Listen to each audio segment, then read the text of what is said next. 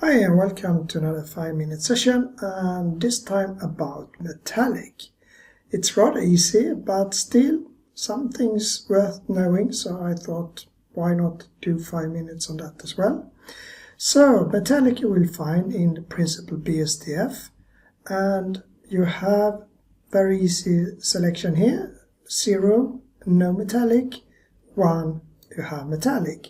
In some occasions you can be between here, but it's rather rare. I use it in, when I do some ceramic tiles, for instance, something like that. But in most cases, you use either 1 or 0. If you take it to 1 and you take down roughness, you get more reflections here. But right now it looks really, really bad. And that is because all metals need a good amount of both light and reflections. So the best way to do that is to add an HDRI image into a scene. And if you have looked at my earlier sessions, you know where to find them and so on. If not, then you can just go to places like Polyhaven here, which has a lot of different types of HDRI images that you then can just download and use in your scene.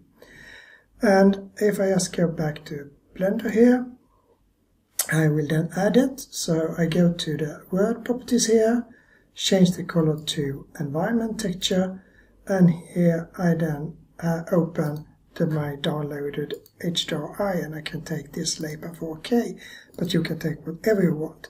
And as soon as that is in, you get a complete different look on the material here. So the metal is now really shiny.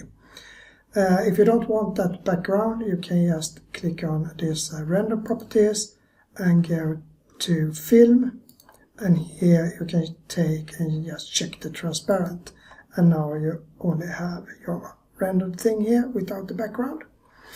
Okay, so this is how it looks, and now you can take down the roughness if you want even more.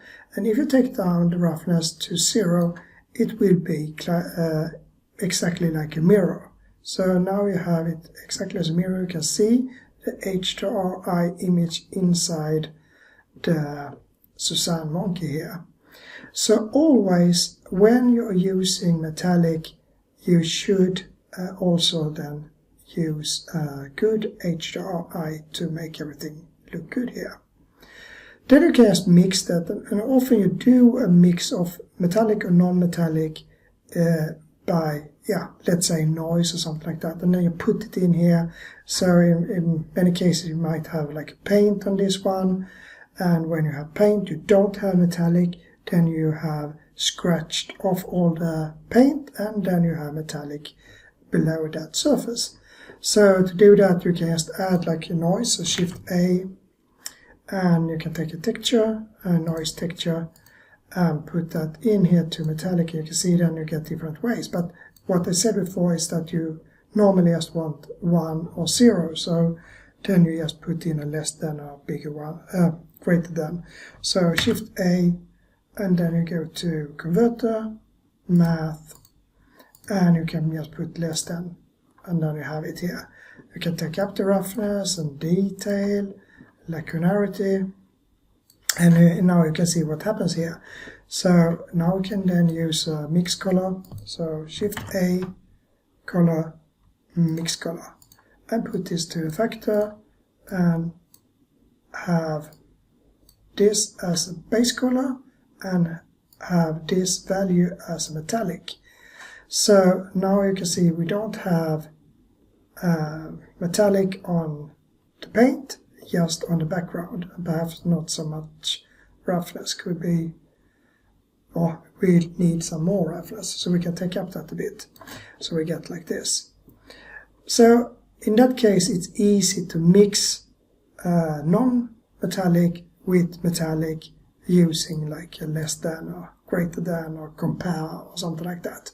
So you get like either 1 or 0 in when you show the metallic here. Also, when you're working with metallic, you can be aware of we get more noise in.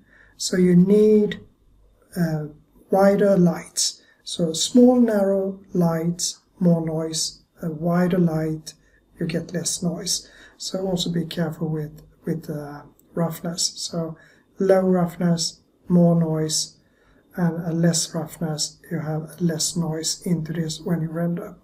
That is something with glass, and it's also something with metallic, that you have to be careful about noise when working with this, so you don't get the fireflies. Okay, so that was a little bit about metallic, and the 5 minutes has gone, so I just say bye for now and see you tomorrow.